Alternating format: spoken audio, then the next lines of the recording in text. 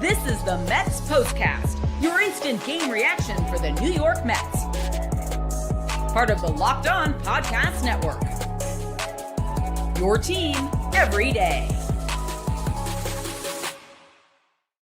The New York Mets remain the only team in baseball to not lose 3 games in a row as they defeat the New York Yankees with some ninth inning magic by a final score of 3-2 to set up a fun rubber match tomorrow night. Welcome in to the Mets Postcast here, Locked On Mets YouTube channel, the Locked On Mets podcast feed. I'm your Postcast host, Chris Schubert, here with you after each and every Mets game throughout the course of the season. And what a fun one this game was. A battle between two really good baseball teams. And while I don't know if we necessarily felt that yesterday, and I'm sure the result played a large part in it, today felt like a game between two of the best teams in baseball going back and forth, where the margin for victory was so thin. Even on a day where the Mets did not get the best from their offense, they still were able to do enough with their pitching. They still were able to keep the game close and scratch across enough runs to win this one. I'll be honest, this was fun. I love the back and forth. I love the game being close. I love the drama, the intensity. I mean, how often a game in the middle of May has that type of energy to it, where the crowd is into it. You know, the players are into it. We're all invested into it. That was not a run-of-the-mill Saturday in May baseball game. That had a little extra juice to it. This entire series had.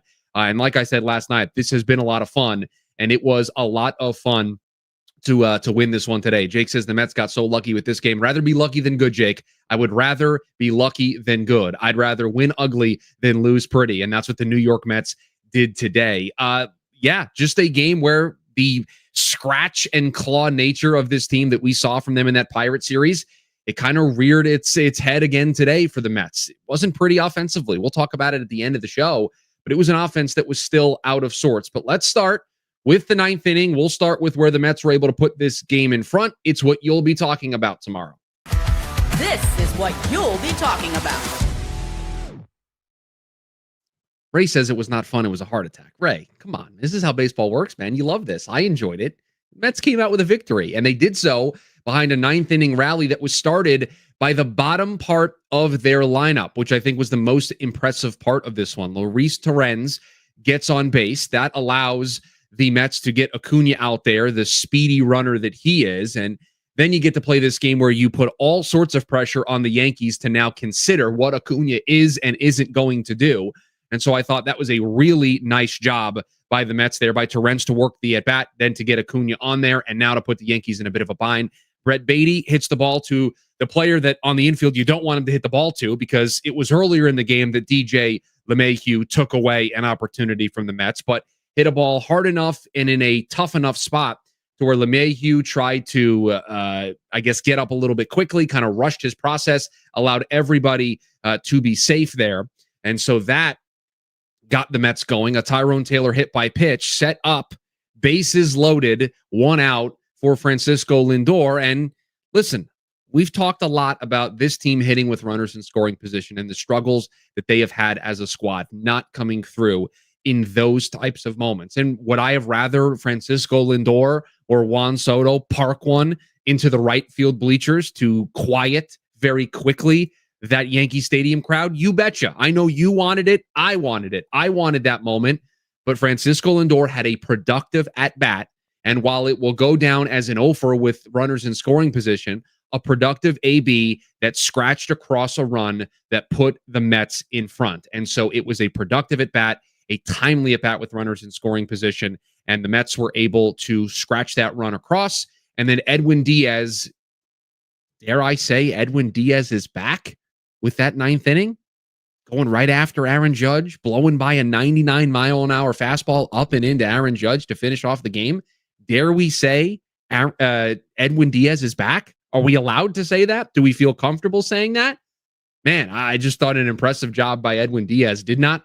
1-run margin. You probably thought it. I certainly thought it. 1-run game, bottom of the ninth. You just know he was going to put some base traffic on. You thought that your heart was going to be in your stomach. You're going to be like, oh gosh, here we go again. And it was free and easy. Really great job by Edwin Diaz. And it just was really good to see him look like that version of Edwin Diaz. You see me have it there on the side, recipe for W's. The Mets have a recipe right now, and it's not pretty at times. I think it frustrates us at times, but I think this is the mark of a good baseball team, because even when they are not at their best, they have a pitching staff that does enough, and they scratch runs across. It's not all the time. They did it in the Pirate series. They did it again today, but the pitching is what drives them, and it is directly what allowed them to be in this game. The pitching. Griffin Canning was awesome today. I know we joked yesterday in the postcast that, oh man, Griffin Canning, he's been great, but that fastball against Aaron Judge.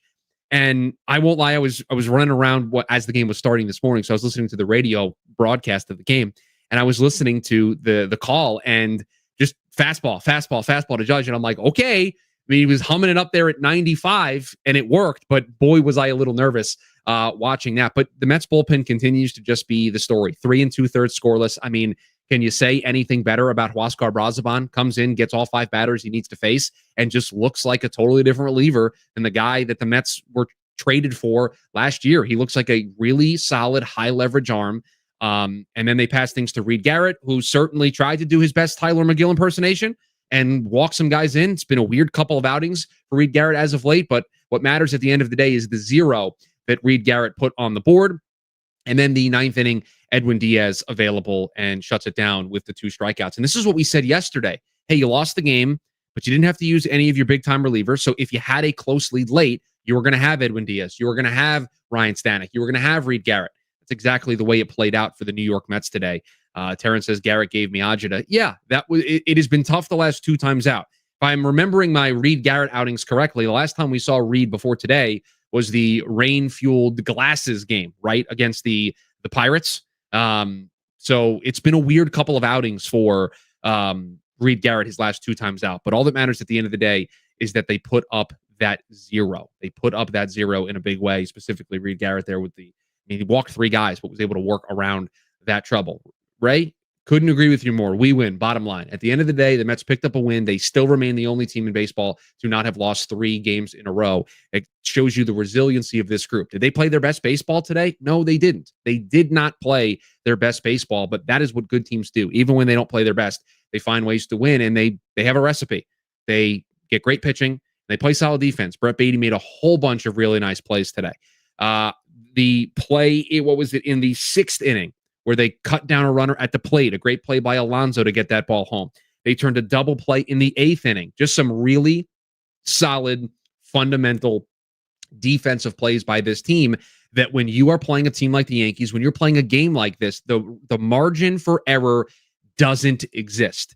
I mean, think about the close plays in this game. Think about Beatty getting thrown out at home plate. Think of some of the close calls at first base. That's how razor thin the margin was today. And so you have to be precise with every throw, with every pitch, with every decision when you have a battle of 2 teams that are at the top of their division, at the top of the baseball world. And I'll tell you what, it was good for the Mets to be on the other side of this one today and pick up a victory. We will talk about the offense. Only 6 hits, 3 runs to talk about. We will get to all of that, and we'll get you ready for the rubber match of this series tomorrow night when David Peterson will be on the mound. So we'll do all of that here on the other side of the break. Maybe you've decided last minute, I'm going to go to this game tomorrow night, the rubber match between these 2 teams, and you want to go with some friends or family, or maybe it's going to be tomorrow and you make that decision that you want to be in the stands. Well, that's exactly where Game Time comes in. It's the easiest way to grab last-minute tickets without the stress. With the money you save on tickets, you can splurge on food, drinks, merch, or even make that group trip a little bit larger. Game Time makes it possible. They make buying tickets fast and easy. Prices on the app actually drop the closer you get to first pitch, and they've got incredible last-minute deals, clear seat views, and a lowest price guarantee that takes the worrying out of buying. I was just on the Game Time app this week looking for some tickets for a concert, and it was great to be able to see exactly the tickets that I was attempting to purchase, to see where I would be sitting for that concert, to compare the prices, to see what it looked like with the fees already in there. They've got last-minute ticket and zone deals for big savings. You've got the seat view right in the app before you buy, so you'll know exactly where you'll be. It's fantastic. I was using it a bunch this week to get some concert tickets. Take the guesswork out of buying tickets with Game Time. Download the Game Time app, create an account, and use code LOCKEDONMLB for $20 off your first purchase. Terms apply. Again, create an account and redeem code LOCKEDONMLB. LOCKEDONMLB for $20 off. Download the Game Time app today. Last-minute tickets, lowest prices guaranteed. The NBA playoffs, those Knicks. Shout out to those New York Knicks in the Eastern Conference Finals. They finished that series off last night, a little bit after we got done here with the Mets postcast. Every night, delivering the highlight-worthy performances, the major momentum shifts, the can't-miss moments. I still think they're partying outside of the Garden after that win last night. Whether it's a game-winning shot or a breakout player, there has never been a better time to get in on the action. FanDuel makes it easy to stay in the game before tip-off and live.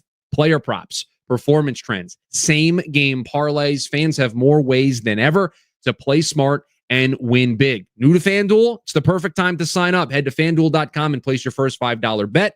If it wins, you'll get $200 in bonus bets. Make every moment more with FanDuel, an official sports betting partner of the NBA. Back here with you on the Mets postcast. Chris Schubert, Locked On Mets YouTube channel, Locked On Mets podcast feed. I see that people are noticing somebody in the live chat that shares my last name. That is my father, who was blowing up my phone throughout the course of this game. He wanted this one just as bad as we all did to even up this series between the Mets and the Yankees going into the rubber match tomorrow. How great was this game to sneak this one out? Because the offense wasn't that great today. I mean, I'll pull up the numbers in case there's something that I missed, but I'm looking at the middle of the lineup. I'm looking at Nimmo with an 0 for 3, Vientos with an 0 for 3, McNeil with an 0 for 3. You got enough hits from the top part of the lineup, only 6 hits across the board. And you guessed it, 3 of the 6 hits came from Juan Soto and Pete Alonso in this one. The top 3 in the lineup, Lindor, Soto, and Alonso, a combined 3 for 10 in this one. Now, Lindor was 0 for 3, but he did have the big sacrifice fly. Listen, we're not going to sugarcoat even in a win here. The offense is struggling. It's stop and start. There's just no flow to it, right? Alonso has cooled off from the big start that he had to the year. We thought for a brief moment Mark Vientos was breaking out. That doesn't seem to be the case. Jeff McNeil is hitting 229 since coming back to this team. He's struggling. I mean, you look up and down this lineup, you've got Nimmo hitting 229, Vientos only hitting 240, McNeil hitting 229. You got Luis Torrens and Acuna with better batting averages. So the Mets it is not all coming together. And for a team that is 29-17, we'll take it. But they've got to get out of this funk because you have a pitching staff that is starting to show those signs of, don't know if they can carry this. Tyler McGill struggling in the month of May. I thought Griffin Canning was fine today, 5 1/3, 7 hits, the 2 earned runs, the 4 strikeouts. His season ERA is 2.47. I mean, that's what you come to expect with Griffin Canning. I thought, considering who he is, what we expect from him as a pitcher, you can't ask for any more than that. I thought he did well. I thought the way that he approached Judge, the couple times that he faced him in the first inning, got him on a fly out on 3 pitches, struck him out in the 3rd with a runner on first base, got him again in the 5th to ground out. Overall, the Mets did a really nice job pitching-wise to Aaron Judge, including in the 9th inning. And I had his 7th inning at bat starred because I thought that was going to be the big one in the game when they got him with a strikeout. But again, in the 9th inning, Diaz got him. They struck him out 3 times in this game. So we said it yesterday, how you pitch to Aaron Judge when you face Aaron Judge, it's really important. Those are the most critical at-bats in the game. I said yesterday, I thought Aaron Judge is not a guy you keep down. Well, the Mets kept him down today. The Mets kept down this Yankees offense in general today. Judge, Bellinger, and Goldschmidt were the guys who did the damage last night against the Mets. Those guys today, a combined 1 for 12. And the one was the Cody Bellinger home run that tied it. 2 solo shots.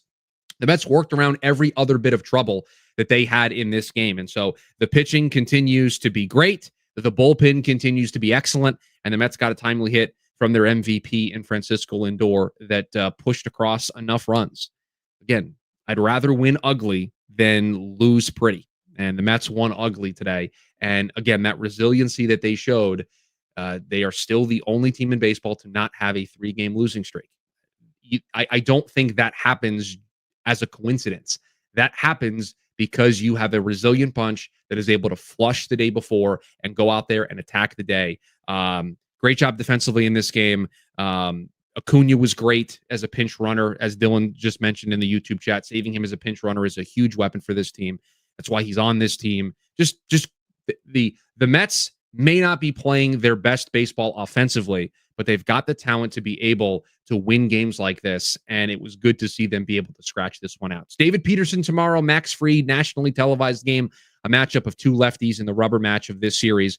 And remember, just to put it in context, the Mets, this is now the sixth game between these two teams over the last two seasons. The Mets have won 5 of 6. They're 5-1 in the last 6 games against this New York Yankees lineup and team. So they have had their number. They look to continue to have their number tomorrow, and hopefully there'll be some more offense in the cards. We will be right back here to break it all down and hopefully talk about a better offensive night, a great night from David Peterson, and a series win. That is hopefully what is on the docket for us tomorrow. You're new, subscribe, turn on that notification bell. You're notified when we go live. You can join us here right after the final pitch of that game when we will break it all down. For those of you in the podcast feed listening back to this afterwards, why don't you join us live? Hang out with us, have a good time.